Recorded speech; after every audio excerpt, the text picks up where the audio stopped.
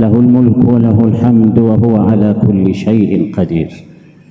وأشهد أن سيدنا ونبينا وحبيبنا وإمامنا وقدوتنا محمد رسول الله، إنه بلغ الرسالة وأدى الأمانة ونصح الأمة وتركنا على المحجة البيضاء ليلها كنهارها لا يزيغ عنها إلا هالك.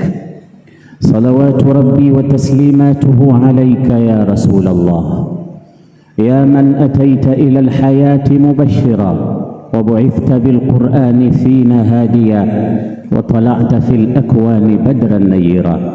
اللهم صل وسلم وزد وبارك على هذا النبي الأمين وعلى آله وأصحابه الغر الميامين. أما بعد، فيا أيها الناس، أوصيكم ونفسي بتقوى الله تعالى وطاعته فقد فاز المتقون. Watukufu wa Islam, hotuba yetu iliyopita tulizungumza kwamba Ramadhani imekwisha. Basi ikiwa Ramadhani imekwisha, yatumike yale mafunzo ambayo tuliyapata katika mwezi wa Ramadhani kuendeleza maisha. Na kuisha kwa Ramadhani haikuwa mwisho wa ibada, na kama Ramadhani imeisha, Mola wa Ramadhani bado yupo, na yeye ndio alotuambia katika Qur'an, wa'bud rabbaka hatta ya'tiyaka al-yaqin, muabudu Mola wako mpaka kufa. Moja katika miongoni mwa mafunzo ya Ramadhani ni kuacha kula kwa kutii amri ya Allah mchana wa Ramadhani, na kuacha matamanio yako kwa kutii amri ya Allah mchana wa Ramadhani. Wakulu washrabu hatta yatabayana lakum alkhayt alabyad min alkhayt alaswad min alfajr thumma atimmu siyama ila al-layl, kama aya zilivyokuja. Tukasema mtiririko wa aya hizi, baada tu ya kumaliza aya ambayo nimeitaja, kadhalika yubayinu Allahu ayatihi linnasi la'allahum yattaqun, imekuja aya wala taakulu amwalakum bainakum bilbatil, kama mlivyotii amri ya kutokula chakula mchana wa Ramadhani, na hapa kuna amri ya kutokula mali zenu baina yenu kwa njia za batil. Kama uliacha kula kule, acha kula huku vile vile. Kama uliacha matamanio kule kwa kumwitikia Mwenyezi Mungu, na huku vile vile nafsi yako na tamaa zako iambie aliyekataza kula mchana wa Ramadhani ndiye anayesema wala taakulu amwalakum bainakum bilbatil. Tukasema miongoni mwa mifano ya kuliana mali kwa batil, pia wake zetu tuliowaoa wanatudai mahari mpaka level hii, tushakuwa wazee na bado wewe unaona ni kitu cha kawaida, na utakufa mama yenu atakumbusha katika mirathi, baba yenu namdai mahari hajanilipa. Aibu kubwa. Leo tutazungumza moja miongoni mwa mafunzo tuliyoyapata katika mwezi wa Ramadhani. Miongoni mwa mafunzo, ule kuitikia amri yako na kutekeleza amri zote za Allah, kuswali kwa wingi, kusoma Qur'ani kwa wingi, kutoa sadaka kwa wingi, yani zile ibada zako zote, na kila mmoja ana hali alivyokuwa katika mwezi wa Ramadhani. Yote ile ni kukiri kwamba wewe ni mtumwa wa Allah, wewe ni mja wa Allah, al-ubudiyyah lillah. Na hili wallahi ni jambo kubwa sana, kwa sababu mtu anapokiri kwamba yeye si chochote, ni mja wa Allah, anayafanya haya, ni mtumwa wa Allah anayetekeleza amri za Bwana wake aliyemuumba, muumba wake, khaliquhu wa raziquhu. Ndio maana anakwenda anarudi amechoka maskini. Mara nyingine unasimama kwenye tarawih, wenzako wanakuzuia, unataka kulala. Yote haya unafanya kwamba mimi si chochote, naitikia amri ya Mola wangu na mtume wangu sallallahu alayhi wasallam. Usiku unasimama unaitikia amri ya Mola wako. Siku ya pili umefunga, unaitikia amri ya Mola wako.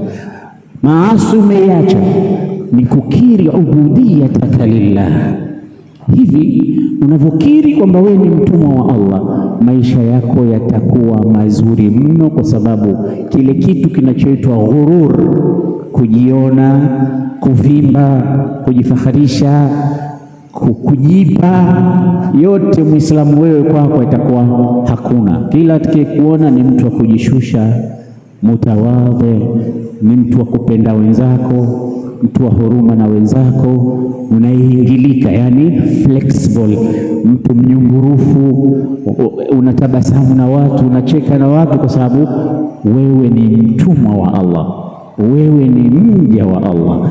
Sasa Ramadhani ilitufundisha hivyo, hebu tuendelee kuishi hivyo.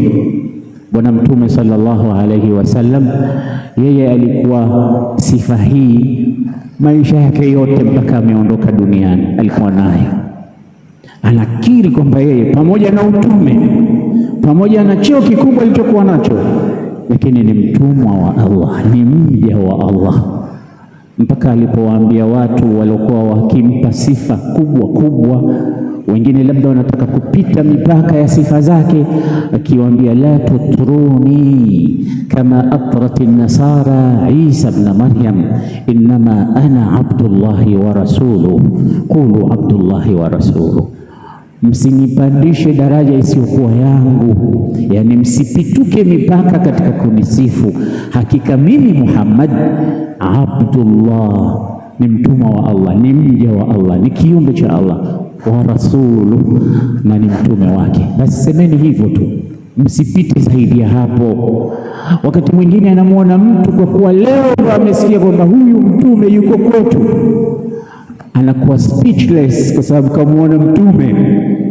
Ana haki ya kuwa hivyo kwa sababu mtume ni mtu mkubwa. Mimi na wewe leo tungemwona mtume, hali zetu zingekuwaje? Tukifika Madina tu tunababaika mpaka hatujui tuseme nini. Unaambiwa mwamkie mtume, unaweza hata ukakosa la kusema, kwa sababu ni sehemu ambayo mwenyewe mtukufu wa daraja alikuwepo. Alafu Allah anakuambia ya ayyuhalladhina amanu la tarfa'u aswatakum fawqa sauti an-nabi. Sasa mmoja anakuja kwa mtume, yartaid, anapapatika, anatetemeka. Mtume akamnyamazisha, akampoza, akamwambia hawin ala nafsik, tulia tulia, jihurumie, hebu tulizana. Anasema ana lastu bimalik, mimi sio mfalme kama Hormuz, kama Kisra, Kaisar.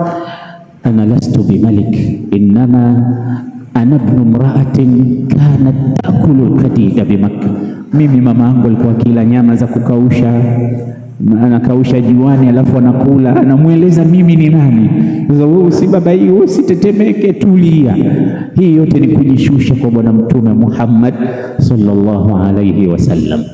Lakini miongoni mwa mambo ambayo Mtume alikuwa anatufundisha ni mambo ukiyasoma na ukiyatizama yanakufundisha wewe kukiri kwamba ni mja wa Allah na kujishusha.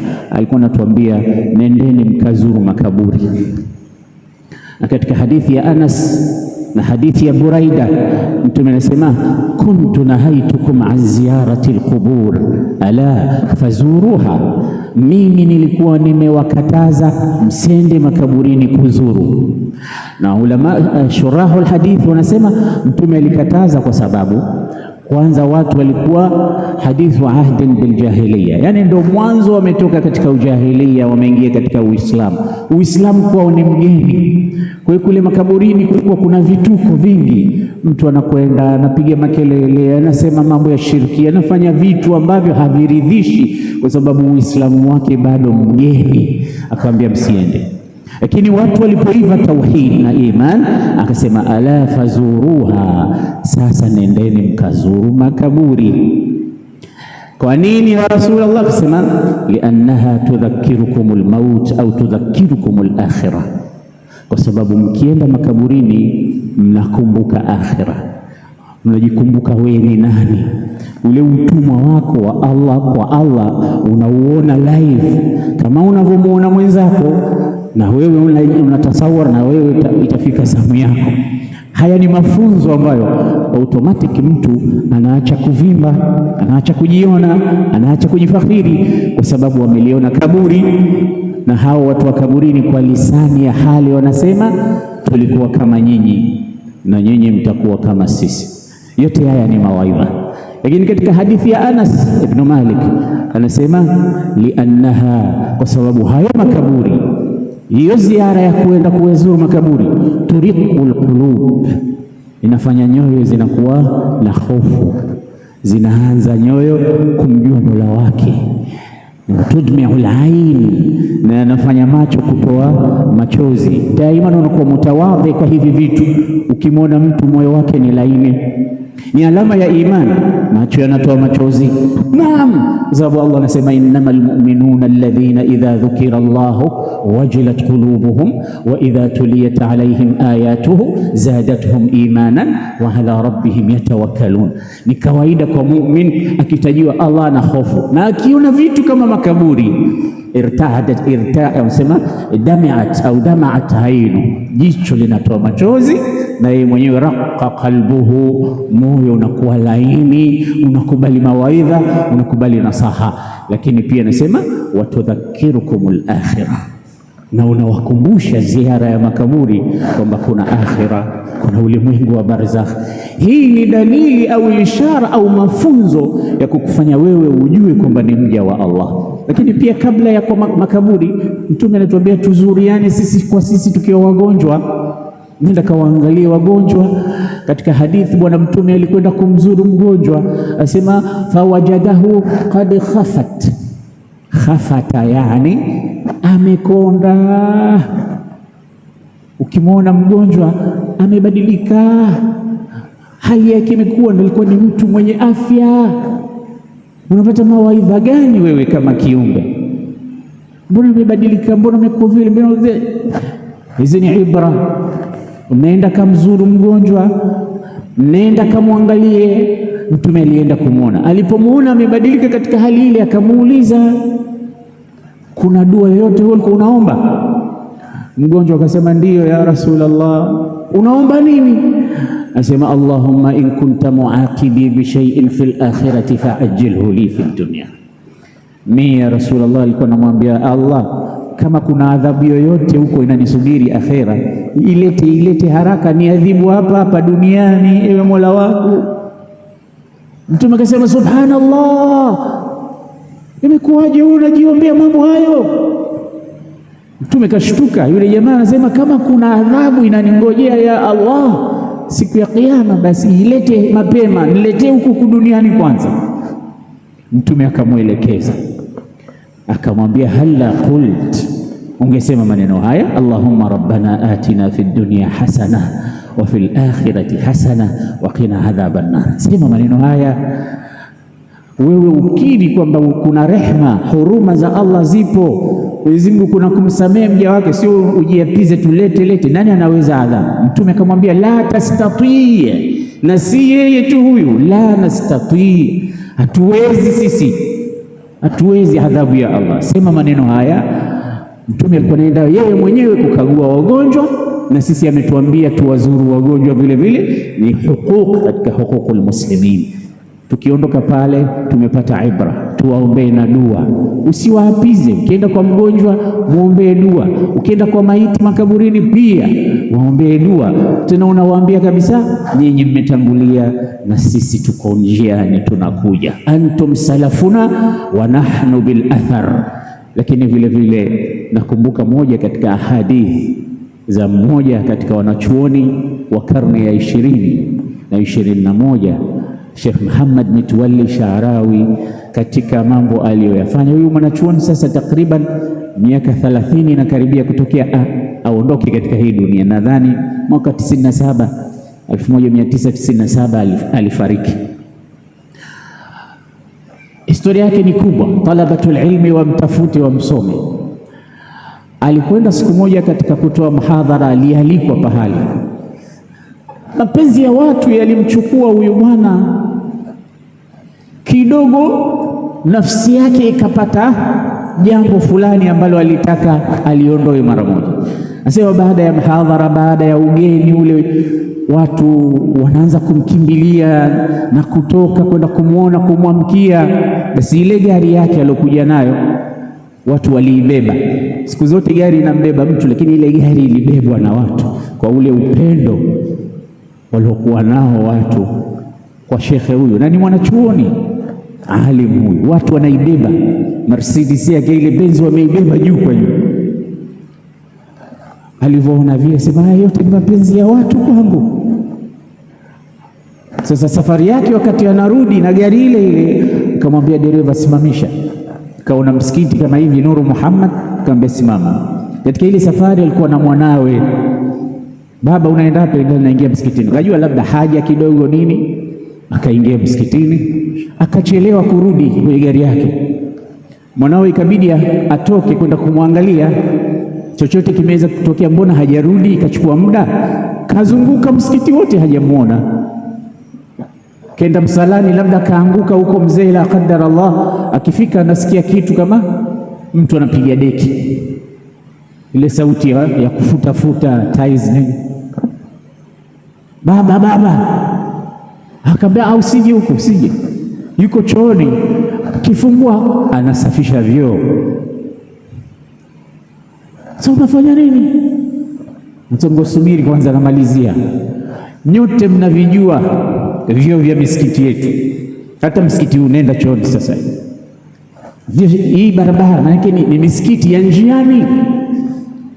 Kakunja joho lake na juba lake, anasugua vyoo vya misikiti, nasafisha mpaka akimaliza, anarudi kwenye gari yake. Wakamuuliza, ilikuwaje? Nasema pale nilivyobebwa juu na ile gari, nafsi yangu kidogo niliona kama inataka kunikosea. Umesome kwa mtu mkubwa wewe, angalia watu namna wanavyokupenda. Kadatil ghurur an tatasarraba ila nafsi, ile ghurur na kujiona na kuvimba karibu yingi. Nikaambia nafsi yangu, ala, sasa unataka kutakabar. Nikataka kuipa kidogo darsa na kuitia adabu kwamba wewe si chochote, hata hapa kwenye vyoo vya waumini unaweza ukawa msafishaji, kuondoa zile chembe za kibri zisije zikaingia. Hii ni mifano wanachuoni wetu wanatuonesha, ili mtu ajikubalishe kwamba yeye ni nani mbele ya Allah subhanahu wa ta'ala. Mtu anajishusha wakati yeye ni mtu ana mambo yake, ana cheo chake, ni mtu ana hela zake, ana mambo yake katika dunia ambayo kila mmoja anakiri kwamba ni mtu safi kabisa na ni mtu mkubwa. Wacha wajue watu kwamba wewe ni mtu mkubwa, nafasi yako ni kubwa, lakini mahusiano yako wewe na Mola wako uyajue mwenyewe. Mtume sallallahu alayhi wasallam katika hadithi anatuambia, wakunu ibadallahi ikhwana, kuweni waja wa Allah, muwe ndugu. Ameanza huko, almuslim akhul muslim, la yadhlimuhu la yuslimuhu la yahqiruhu. Mwisho namaliza, nyinyi ni waja wa Mwenyezi Mungu, ni ndugu, kuweni hivyo.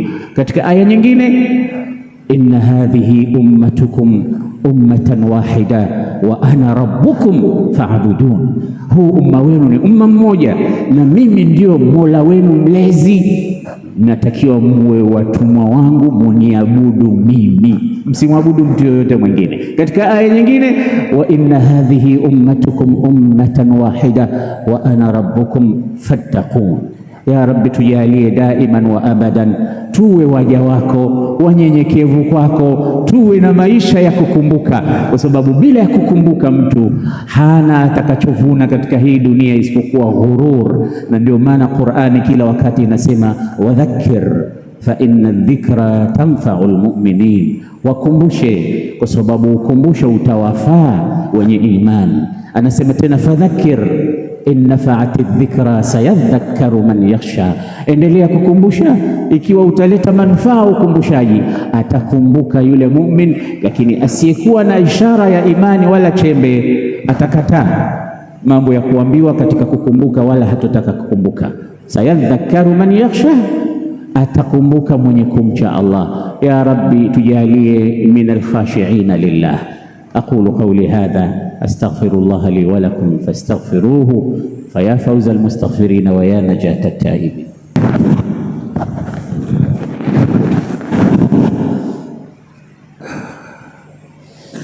الحمد